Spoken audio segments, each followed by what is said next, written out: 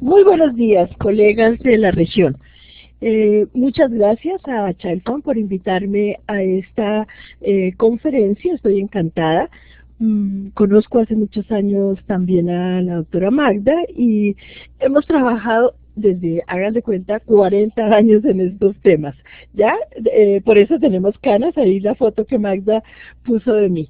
Vamos a comentar acerca de lo que, digamos, es lo que hoy día se sabe como cosas muy importantes acerca de la violencia y de la crianza de los niños y las niñas. Para pasar ahí. Ok. Sí, entrar ahí. Y el siguiente, bueno, esto es para recordar que es un mundo de niños y niñas de todas las edades. Estamos hablando desde antes de nacer hasta los 18 años. En la violencia contra la niñez uno puede encontrar cantidades de tipos de violencia. Yo aquí les señalo, digamos, algunos de los que son más conocidos. Todo lo que tiene que ver con el llamado infanticidio, que en realidad son los homicidios, y que con mucha frecuencia son también conocidos como el filicidio, por aquello de que lamentablemente con mucha frecuencia son los padres, las madres, padrastros quienes asesinan a los niños y niñas. Afortunadamente no son tantos, pero hay infanticidio. Hay otro tipo de violencia contra la niñez que es los denominados abusos. Pueden ser el abuso físico, el psicológico, el abuso sexual.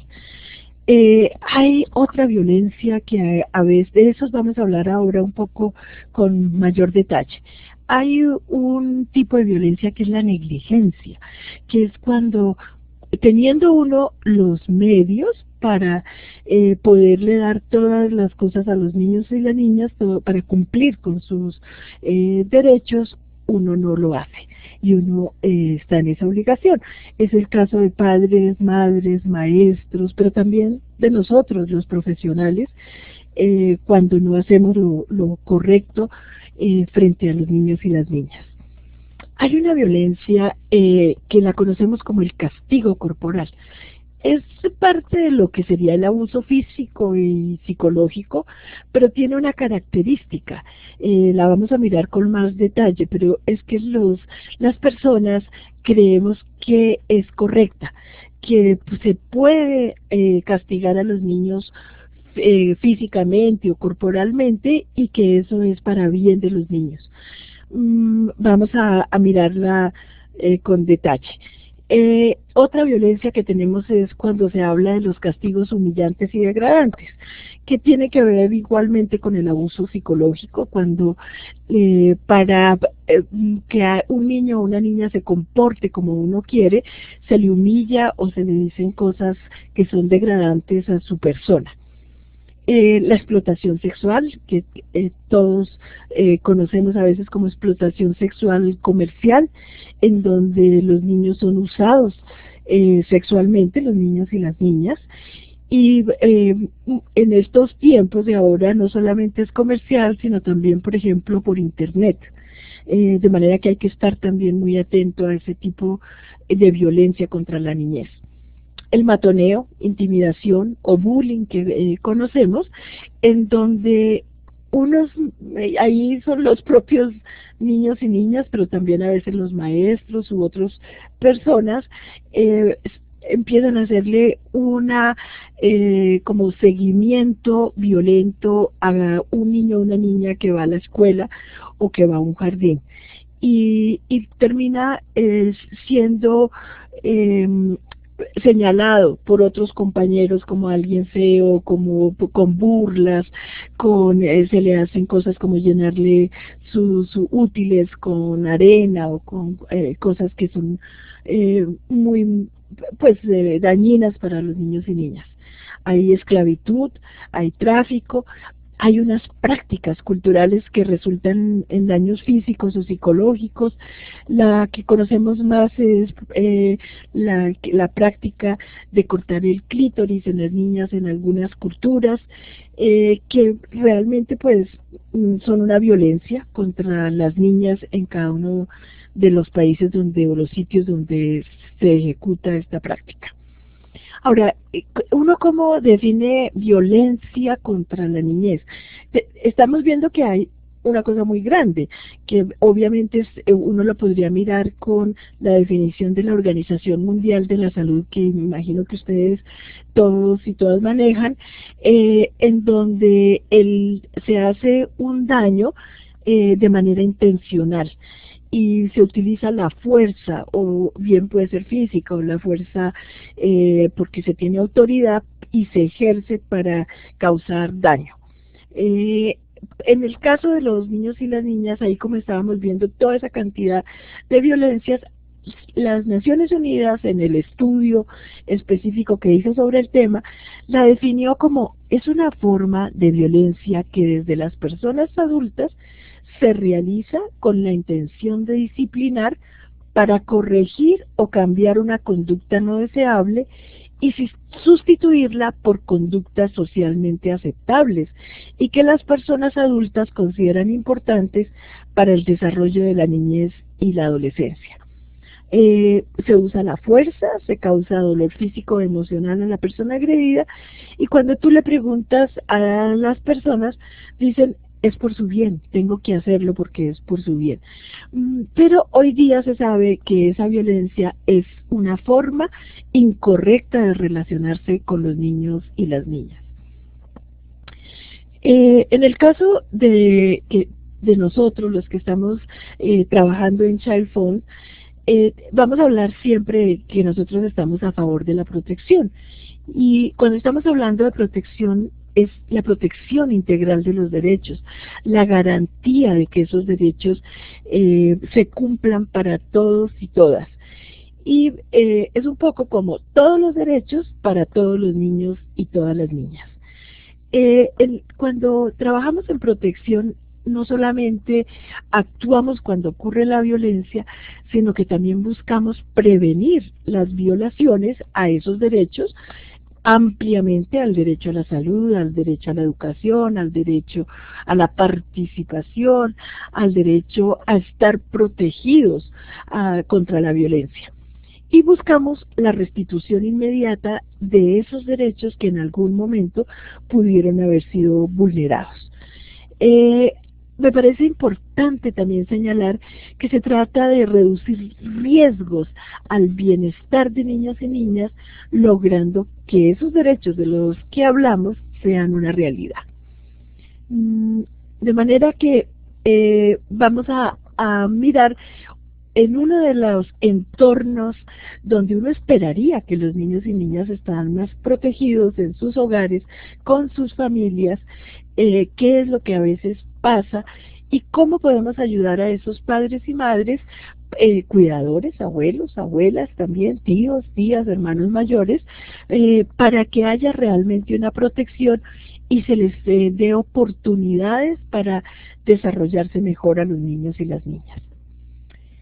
Yo creo que todos los que son padres y madres y los que no, los conocen porque fueron hijos necesariamente, que no es fácil ser padre o madre. Requiere dedicación en tiempo, atención, paciencia, mucha sabiduría, responsabilidad, mucho amor y otra serie de habilidades que uno se pregunta, bueno, ¿yo dónde las adquiero? ¿Cómo hago para tenerlas? De manera que no es tan sencillo ser padre o madre. Tenemos un modelo, el modelo de nuestros propios padres y madres o de quienes nos criaron, y con frecuencia lo repetimos, ese modelo. Decimos que la crianza no es un jardín de rosas donde todo es perfecto, pero tampoco tiene por qué ser un constante campo de batalla donde estemos hiriéndonos unos a otros, donde no sepamos cómo relacionarnos, qué hacer para que los niños y niñas obedezcan para la comida, para las cosas que consideramos que son necesarias para su desarrollo. De manera que las habilidades de la crianza empezaron aprendiéndose con el modelo que tuvimos en nuestra propia infancia, lo que observamos, pero podemos aprender unas habilidades para ser mejores padres y madres, y los agentes y profesionales, los agentes educativos, podemos ayudar a esos padres y madres a que mejoren sus habilidades en la crianza.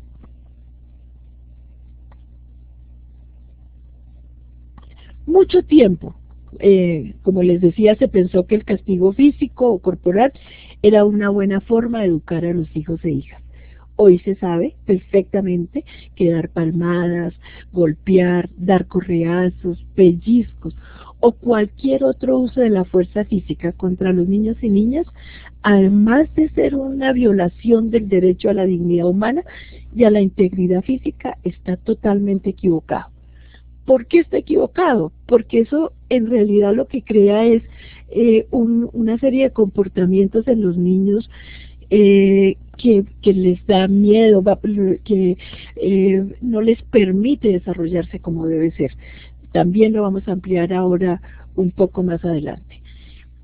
En investigaciones y en trabajos que hemos hecho con familias, con padres y madres, nosotros encontramos que muchos padres y madres desean cambiar, que saben que ese modelo es equivocado, que lo aprendieron, que les dieron correazos, que les dieron golpes. A los del campo a veces mencionan, por ejemplo, los palitos con espinas, que eran la forma de castigarlos, pero hoy esos padres y madres quieren dejar de golpear a los hijos y las hijas, pero no saben cómo, porque el modelo que aprendieron fue ese. Y la otra cosa que a veces le preguntan a uno, dice, entonces si yo dejo de castigar con la correa o con la chancletazo a mi hijo o mi hija, ¿eso quiere decir que pueden hacer lo que quieren? ¿Que no va a haber ningún tipo de respeto en esta casa? Y realmente eso no es así. Renunciar a los castigos corporales o físicos no significa renunciar a los límites o a la disciplina, o a dar orientaciones sobre lo que está bien o está mal. Esa es una obligación que tenemos los adultos, que tienen las familias, los padres y las madres, y debe ser claro que una cosa no significa lo otro. Dejar de golpear y de utilizar la violencia para educar no significa que no haya disciplina o que no haya límites en la crianza. Bueno, aquí tenemos una niña que nos recuerda que así no es como debe ser. Los castigos no tienen por qué ser con violencia. Hay una recopilación de toda la investigación de por qué no debe ser utilizado el castigo corporal. Por una parte, esos castigos validan socialmente el comportamiento violento para resolver conflictos y generan indolencia cuando hay abuso frente a niños y niñas. Fíjense lo contradictorio que es decirle a un niño, no golpees a tu hermano o a tu hermana y darle un golpe. Entonces los niños dicen, bueno, pero al fin, ¿cómo es? ¿Utilizo o no utilizo la violencia? Otra cosa que se ha encontrado con los castigos corporales es que entorpecen, dañan el desarrollo de los niños y niñas y en especial sus habilidades de comunicación. Los niños empiezan a tener dificultad para hablar, para expresarse, para comunicar sus ideas, prefieren volverse muy callados o por el contrario gritan o hacen comportamientos que molestan porque también son de tipo agresivo. Y así, cuando uno castiga corporalmente, uno lo que está haciendo es estimular las conductas agresivas en los niños, y se supone que lo que queríamos era que eso no pasara, que no hubiera golpes, ni hubiera una serie de comportamientos que pueden ser difíciles de los niños o niñas. Les destruye su propia autoconfianza, su valoración, porque no entienden por qué alguien tiene derecho a darles golpes. Además, fíjense que realmente ese tipo de castigos ignoran la capacidad que tienen las niñas y los niños para comprender y distinguir lo correcto de lo incorrecto a través de una guía apropiada. O sea, se subvalora la capacidad de los niños. Generan relaciones destructivas basadas en la fuerza, y eso trae una consecuencia muy compleja, y es que obstaculiza la confianza dentro de la familia. Puede ser que los niños obedezcan o parecen obedecer, pero dejan de creer y de confiar en los adultos que por excelencia debieron protegerlos. Lo que comentaba, pues validan socialmente el comportamiento violento para resolver conflictos, generan indolencia, dañan y entorpecen el desarrollo de niñas y niñas, destruyen su autoconfianza, su sistema interno de autovaloración. ¿Qué podemos hacer para crear un ambiente positivo, para promover esa protección, para que no pase eso en la crianza? Lo primero es que tenemos que recordar que los niños y niñas son personas en evolución, en pleno desarrollo. Y eso hace que sea muy importante saber en qué nivel de desarrollo están.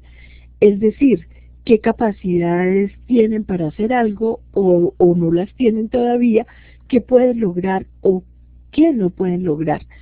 Es frecuente que si no conocemos de desarrollo infantil, les pedimos comportamientos a los niños que no tienen madurez para tenerlos, y que por tanto es imposible que los puedan mostrar en un momento determinado. Ahí estamos hablando, por ejemplo, de pedirle que no se orine cuando tiene 1 año y medio. Y el niño o niña sencillamente no tiene un desarrollo que le permita controlar los esfínteres, y en este caso la orina, y por tanto es equivocado. Eso se ve porque no conocemos bien el desarrollo infantil. Y también con frecuencia hacemos algo porque creemos que habían entendido algo que se le había prohibido y sencillamente no lo habían entendido. En la crianza uno debe saber que la vacuna más grande que tiene, y lo que hace que los niños y niñas y los adultos se relacionen mejor, es el fortalecimiento de los vínculos afectivos. Las personas creamos unos lazos emocionales, no surgen espontáneamente, sino que se van construyendo poco a poco, desde que el bebé está en nuestro pensamiento, después en nuestro vientre, en el caso de las mujeres, y un poco antes, cuando estás planeando la concepción, si eres el padre o la madre, ya estás pensando en cómo será ese bebé, qué relación voy a tener con esa persona. Esos sentimientos se dan en las dos vías, son de los padres hacia los niños, y de las niños y niñas hacia los padres o los adultos que los están criando. Ese vínculo debemos buscar fortalecerlo desde antes del nacimiento, pero también debemos saber que nunca es tarde para que se empiece a trabajar en esas relaciones y en que se fortalezcan. Nos preguntamos mucho cómo, en qué momentos nosotros podemos fortalecer esos vínculos, y pensemos entonces en los adolescentes. Pensemos que ellos son los padres y madres que van pronto a ser la generación con hijos e hijas. Si nosotros les enseñamos a ellos que la relación cercana, la lactancia materna, el abrazar, el expresar el afecto, el dar besos a los niños y niñas, es importante. Eso va a fortalecer lo que conocemos como el apego. Ese es el eje alrededor del cual gira nuestra vida desde que nacemos y queridos amigos y amigas, hasta que nos morimos. Entonces, crear y fortalecer esos lazos nos permite gozar la vida y nos permite que otros la gocen. Es muy importante para el desarrollo de esos sentimientos, pero también contribuye al desarrollo intelectual e incluso al desarrollo físico. Yo no sé si ustedes todos se acuerdan que hace muchos años hubo una investigación muy famosa, conocida como la investigación de los monitos de Harlow.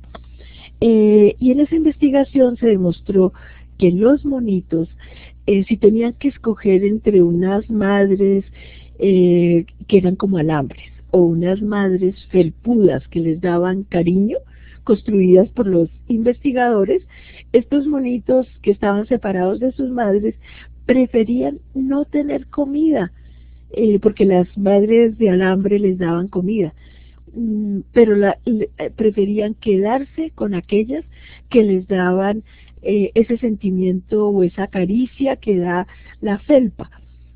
Y eso es igual, muy parecido en los humanos. Para nosotros es más importante estar apegados, tener afecto con una persona que nos cuida, que nos quiere, que es estable con nosotros, incluso que los alimentos. Por eso es muy importante tener una serie de acciones para que surja ese apego de una manera fuerte desde que se nace. ¿Qué podemos hacer? Hay unas acciones. Vamos a hablar entonces de que es aconsejable y planear el embarazo, la concepción, para que el amor y libre de cualquier tipo de violencia se dé el embarazo. Sabemos que no siempre es así. Entonces, pues estimulemos que esos embarazos se den con amor, con una decisión propia y con planificación, pero si eso no sucede así, podemos hacer más cosas. ¿Qué podemos hacer? Podemos enseñarle a padres y madres a comprender que cada niño o niña es un individuo con necesidades únicas, es un ser diferente de la madre, desde la concepción y hasta que nace y al final. Y entonces es muy importante que padres y madres acepten la forma específica, particular, de pensar, de actuar, de sentir que tienen cada niño y no imponerle patrones o aspiraciones de los adultos.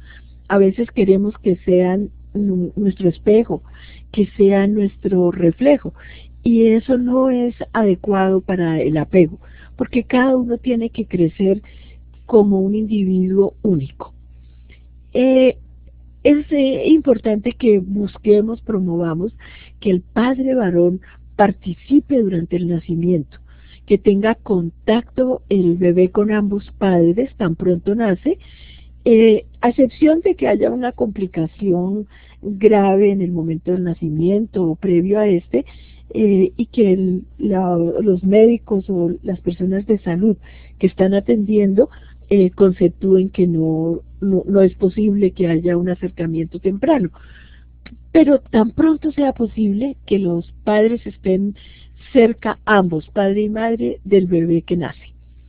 El bebé que recién nace le gusta, está esperando que lo acariciemos, hay que observarlo, hay que darle el seno y no separarse de él innecesariamente. A veces por razones administrativas, llamémoslas así, se decide en los centros de salud o en los hospitales que deben estar aparte los niños que recién nacen de sus padres. Pues no, busquemos que eso sea diferente y que muy pronto el bebé vuelva con su madre y que su padre esté cerca de él. Más adelante, cuando van creciendo los niños y niñas, es importante que interactúen con otros niños y niñas, que tengan muchos espacios para el juego. Los niños nunca pierden el tiempo cuando están jugando. Nos enseñaron eso, pero no. Los niños desarrollan sus habilidades a través del juego. De manera que si les proporcionamos espacios y amigos y amigas para interactuar y jugar, estamos fortaleciendo el desarrollo infantil y la relación y la interacción con otros. Los niños puede que al principio, claro, recién nacidos, pues no hacen tantas interacciones, pero sí están muy interesados en todo lo que ven, en todo lo que oyen, en la medida en que se van desarrollando sus sentidos. Así que es bueno que tengan estímulos visuales, estímulos auditivos, música, que haya arrullos, que haya canciones que les acompañen durante distintos momentos. Ahora, a veces, por diversas razones, hay separaciones o pérdidas ineludibles. Esto, por ejemplo, frente a la muerte, frente a un padre o madre que debe viajar, que no puede permanecer con los niños, o en algunos casos cuando los padres y madres resuelven no vivir juntos. Pero no por eso hay que dejar de que los niños expresen sus sentimientos. Hay que hablar con ellos sobre estas situaciones. Y cuando los niños tienen alguna discapacidad, hay que buscar que las personas que conocen más acerca de esto, lo que conocemos como los expertos, puedan orientar a esas familias acerca de cómo apoyarlos para que su desarrollo sea el mejor posible. Muy bien, entonces recuperando, hemos estado hablando de todo lo que tiene que ver con el afecto, con las relaciones, con las habilidades de los niños y con las posibilidades que les demos para que estén cerca de una figura que sea de apego, de cuidado, que sea constante y que los quiera y los ame. Esa figura casi siempre son los padres, pero si no la hay que ayudar a que haya otra figura con esas características. Decíamos que los castigos eran una parte violenta, un modelo que no debe ser, pero de todas maneras lo que tenemos que tener claro es que no porque consideremos que los castigos corporales son violentos, no establezcamos normas. En ese caso lo violento es no establecer las normas, porque te dejan como en un vacío, sin saber qué es lo que tienes que hacer, qué es lo correcto, cómo tengo que comportarme. De manera que dar normas en un hogar es muy, pero muy importante.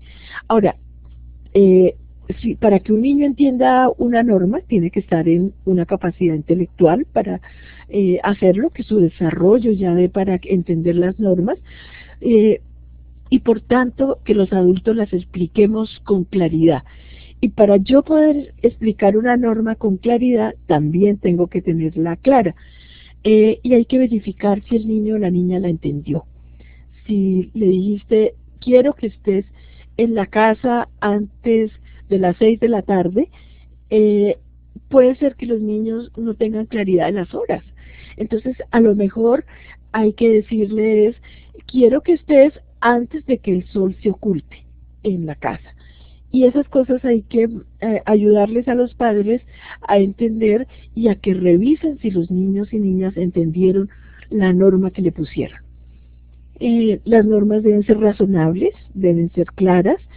No hay que hacer un listado eterno de normas, deben ser pocas, para que los niños puedan tenerlas en su memoria y los adultos puedan ayudarles a recordar cuáles son. Y deben ser flexibles, ¿no? No son absolutas. pueden cambiarse si se encuentra que no son posibles de cumplir. Hay otra cosa que es importante en los vínculos afectivos y que no lo debemos olvidar, y es seleccionar muy bien a las personas que nos ayudan en casa, para que esas personas sean de confianza, que no vayan mientras los padres y madres salen de la casa o trabajan, que esas personas que los reemplazan los castiguen o los golpeen. Y no hay que amenazar a los niños y niñas con abandonarlos. Eso no los hace más independientes, todo lo contrario, los vuelve dependientes de los adultos.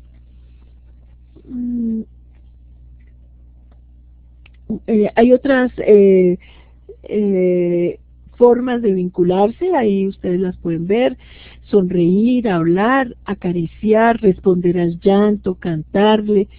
Los comportamientos que lo hacen seguro son esos.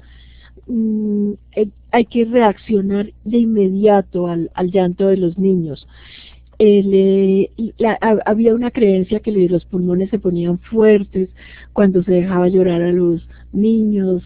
Eso no es cierto, y el llanto hay que atenderlo. Los niños lloran por alguna razón. Hay que compartir tiempo con los hijos e hijas, hay que escucharlos, hay que participar de sus actividades, y hay que saber conocer sus necesidades y buscar su satisfacción física, emocional e intelectual. Volviendo a lo de la disciplina y las normas, la disciplina realmente es la manera como se establecen los límites entre lo permitido y lo prohibido. Es aprender a respetar las reglas y las normas o los límites para convivir en armonía con las otras personas. Deben basarse necesariamente en el respeto mutuo, en el cariño. Es darles orientaciones claras y firmes sobre cómo comportarse, cómo respetar los derechos de las otras personas. Contrario a lo que muchos piensan, disciplina no es sinónimo de castigo, ya lo habíamos comentado. Disciplina significa enseñar, mostrar preocupación y no poder y control.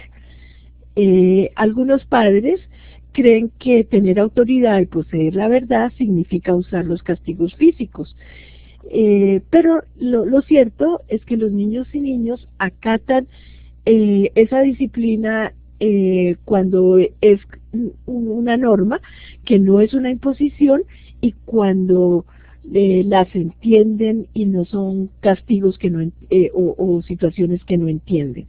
La disciplina debe estar basada en el respeto, perdura a través de los años, ya cuando los hijos son adultos y ha habido una relación afectuosa, ha habido normas claras y límites, mantienen esa buena relación con sus padres, madres y cuidadores. Las normas en realidad nos hacen que la vida sea más fácil, porque son una serie de acuerdos que hacemos para convivir.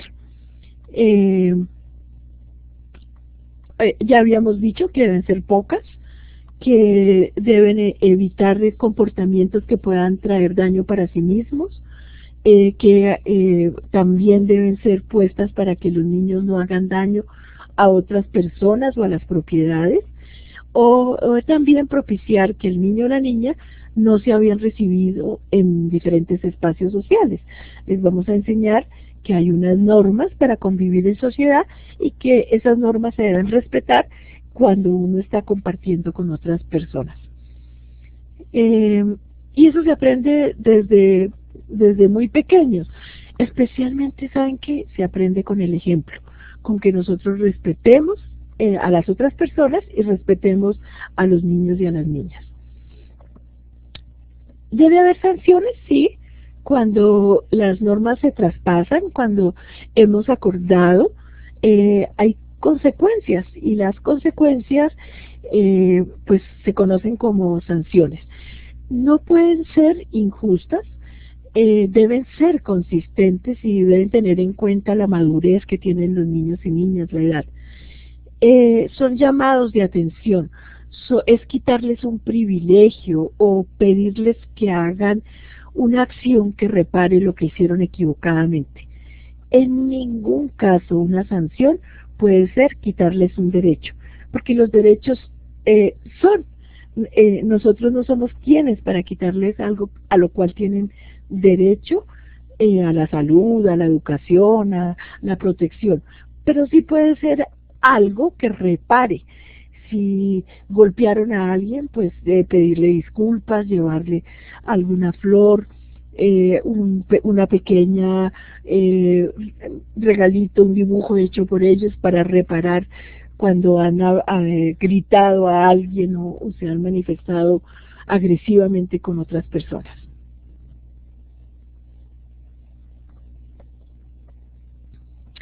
Las normas no se aprenden de la noche a la mañana, es un proceso, y hay que entender que ese es un aprendizaje que va poco a poco. Los niños y niñas más pequeños las van aprendiendo no solo por lo que les dicen los adultos, sino lo que no deben, sino también por lo que les enseñan a hacer, lo que es correcto y lo que no deben hacer. Establecer normas permite que los niños y niñas se sientan seguros emocionalmente, pueden saber qué esperar, desarrollan autocontrol. Si un niño entiende qué debe hacer y por qué, será más fácil para él convivir con otros y para las personas que lo rodean interactuar con él en la vida. Si hay respeto en los hogares, se aceptarán los límites. Los niños respetan a los adultos que los respetan y confían en ellos. Hay que evitar los extremos. No es bueno obligar a los niños a someterse a la autoridad sin razones, ni dejarles hacer siempre lo que quieren. Las normas no pueden depender del estado de ánimo del padre o madre, tienen que tener en cuenta la edad y madurez, eso lo hemos dicho mucho y lo seguiremos recalcando. No se puede pedir a los más pequeños realizar tareas para las cuales no están preparados, o a los más grandes pedirles que hagan cosas que realmente son para los chiquitos. Eso también es equivocado, ¿no? Tratarlos como si fueran más pequeños y no permitirles que desarrollen sus habilidades y sus razonamientos. Ya hablamos de que los bebés lloran porque les ocurren que tienen algo, porque están asustados, hay que tratar de calmarlos. Pero también es muy importante saber que si un niño o una niña llora y llora y llora, hay que buscar ayuda, porque eso es muy frecuente en los más pequeñitos, que no sabemos por qué están llorando. Entonces ya lo calmaste, ya le quitaste el frío o le quitaste el calor, porque a lo mejor era calor lo que tenía, le diste de comer, y el niño o la niña no se calma. Hay un momento en que debemos buscar ayuda en otras personas, inicialmente que otra persona lo tenga un tiempo y uno salir un momento como un tiempo afuera para quedarse sin el niño, pero si el llanto sigue, hay que acudir a un servicio de salud, porque puede ser que algo complejo esté pasando en ese niño o niña. Hay momentos críticos en el desarrollo, ¿no? El llanto es uno de esos, pero hay otros. Estoy viendo aquí como repetida la diapositiva, vamos a ir con otra. Entre los 7 y los 15 meses, los niños, por ese apego que han desarrollado, también desarrollan miedo a los desconocidos. Eso es un buen síntoma, que un niño tenga miedo a los desconocidos, porque quiere decir que tiene un buen apego con sus familiares o con los que lo cuidan. No los debemos reprender. Si un niño o una niña llora cuando una persona distinta que no conoce lo carga, no hay que insistir que se quede con una persona que el niño no quiere quedarse. A esa edad les aterra quedarse solos en un sitio extraño. Entonces, si vamos a ir a un jardín infantil cuando tienen 1 año, 15 meses, hay que hacer un proceso de que vayan acostumbrándose a las personas que ahora los van a cuidar. no es dejarlos allá sin ningún proceso. Eso quiere decir que si lloran porque alguien extraño se les acerca y quiere cargarlos, pues quiere decir que ellos están seguros y se sienten bien, es con los seres con los que establecieron el apego. Y entonces, para ayudarlos a adaptarse a ambientes extraños, hay que estar con ellos un tiempo en presencia de los extraños, por ejemplo, en el jardín infantil. Y a los 8 meses y en adelante, pero digamos un periodo muy importante entre los 8 meses y los 2 años, los niños y niñas están descubriendo el mundo. Tienen una fuerte necesidad de conocimiento y exploración. Hay que reforzar los mensajes de seguridad con gestos y palabras. Puede hacerse una señal con la mano de no, no, y repetirlo una y otra vez cuando intente tocar algo que no debe, por ejemplo, las conexiones eléctricas de la casa, los computadores, responder con atención a las preguntas que se le hace, enseñarle las partes del cuerpo, estas son las manos, los deditos, hacer preguntas sobre el mundo que los rodea. Y como veníamos hablando de la violencia, recordar que las preguntas y la necesidad de conocer el mundo de los niños y niñas es lo natural. Si los niños empiezan a moverse mucho, se hacen muchas, están inquietos, eso es normal y no los debemos castigar por esas cosas. Pero a veces los padres o madres se cansan de tanto correr detrás de los niños y niñas y hay que ayudarles a que sean pacientes. Otro comportamiento que es muy importante hablar con padres y madres y cuidadores es el control de esfínteres, que conocemos que es aprender a ir al baño. ¿Por qué? Porque pues es algo que es un poco, llamémoslo, cansón para los padres y madres. Tienen que estar pendientes del pañal, es costoso porque hay que lavar, hay que planchar, es repetitivo todo el tiempo, pero resulta que así somos los seres humanos. Necesitamos un tiempo para aprender a controlar nuestros esfínteres. A intentar que aprendan antes de realmente de los 2 años es una pérdida de tiempo. Uno puede irles repitiendo, digamos que cuando hacen pipí, decir, hiciste pipí, para que vaya cayendo en cuenta. O cuando hacen sus deposiciones, hiciste popó, para que el niño una lo que hace con la palabra y así pueda empezar a entender lo que le está pasando en su cuerpo.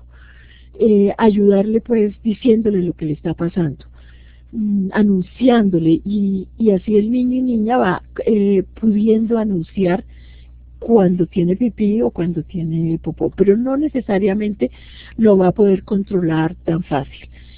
Se le puede sentar en la vasenilla, ¿no? Una vez que ya cumplen los 2 añitos, para que aprendan también que ese es el sitio donde es mejor para hacer su deposición, para evacuar. Y cuando logran hacerlo en la vasenilla, felicitarlos. Bravo, hiciste pipí o chichi, como lo digan en cada uno de sus países. Pis, y no te mojaste, qué bueno. Ya no vas a usar más pañales. Si sigues así es súper chévere. Ahora, recuerden que primero se logra en el día y después en la noche. Y hay una cosa que es muy importante que poco se habla, y es que a los niños varones les cuesta más trabajo lograr ese control, y que sobre todo les cuesta en la noche. Con mucha frecuencia niños y varones de 4 o 5 años tienen episodios en que en la noche se orinan en la cama. Y pues ahí lo único que uno puede tener se llama paciencia. Aprender a lavar más de lo que se espera las sábanas, a calmarlos porque ellos también se asustan de lo que les ha pasado, y aún cuando tienen más añitos pues todavía es más complejo. Y si hay una edad en que 8, 9, 10 años eso sigue pasando, hay que ir al servicio de salud, hay que buscar al pediatra, comentarle, porque puede ser un problema complejo que el niño o niña tenga. Pero en cualquier caso no es que ellos quieran hacernos eso a nosotros, no requieren castigos, solamente es un comportamiento, algo que ellos no pueden controlar. De manera que no importa la edad, nunca castigar a un niño o una niña porque se orinó o porque se hizo sus necesidades. Sin, en una parte, en su vestido o en la cama o algo así.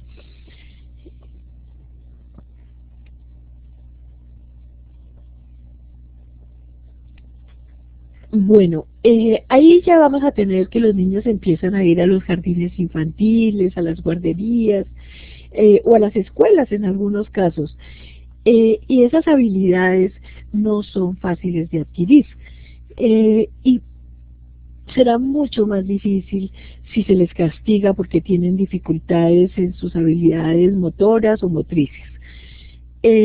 Hay que elogiarlos, ayudarles a elogiarlos, no importa que la letra sea como sea, que han mejorado, y lo mismo en la lectura, solamente corríjale las palabras que leen incorrectamente, recuérdele los sonidos, y sobre todo, más que enseñarles, léales cuentos y historias, y ayúdeles a que desarrollen la imaginación con historias. No hay que castigar a los niños porque no quieren hacer tareas. ¿Hay alguna razón por la cual están cansados o ya fueron todo el día a un sitio o quieren jugar? Pues bien, ayudémosles, enseñémosles por qué hacerlas, ayudémosles a hacerlas, pero no los castiguemos en razón de que no han hecho sus tareas. Para poderse comunicar mejor con los niños o las niñas, hay algo muy importante, y es que hay que asegurarse que los niños y niñas nos están poniendo atención. Y también nosotros, ponerles atención a ellos cuando hablan o cuando están comunicándose con nosotros. Elogiarlos es una buena práctica cuando hacen cosas que nos gustan, que desarrollan alguna habilidad nueva. Hay que recordarles todo el tiempo que los queremos, hay que comunicarles el afecto, y hay que evitar que la rabia que algo nos pueda dar, porque los adultos somos humanos también, nos haga decir cosas que después vamos a estar arrepentidos de decirlas.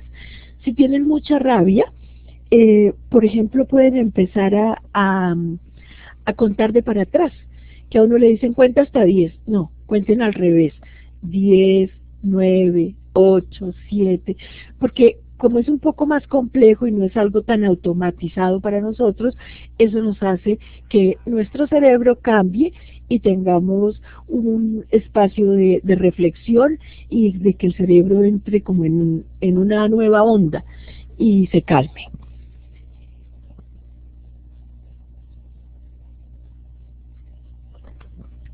Eh,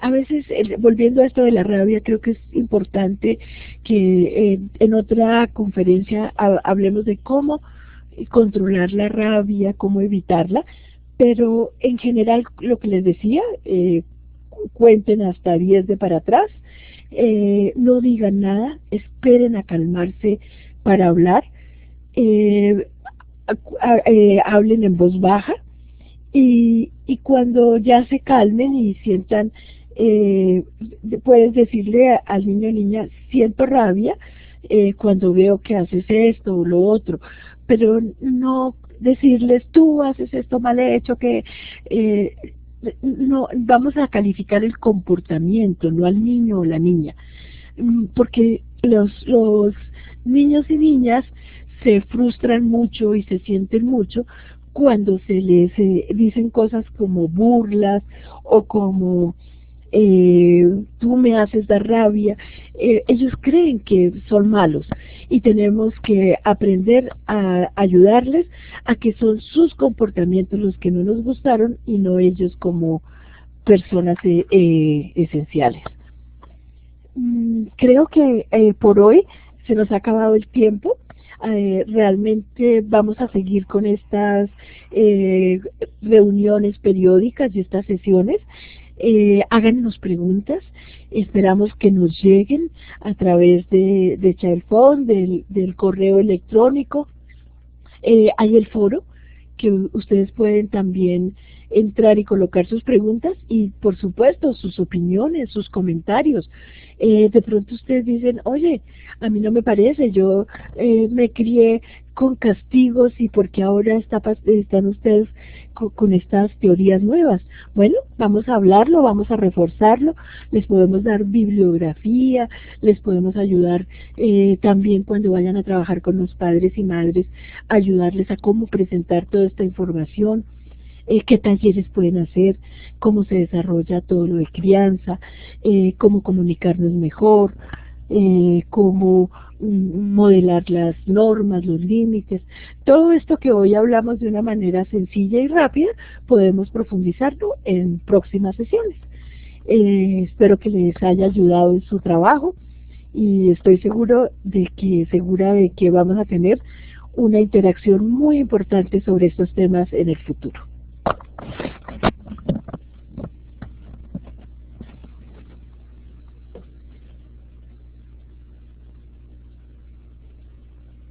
Aquí.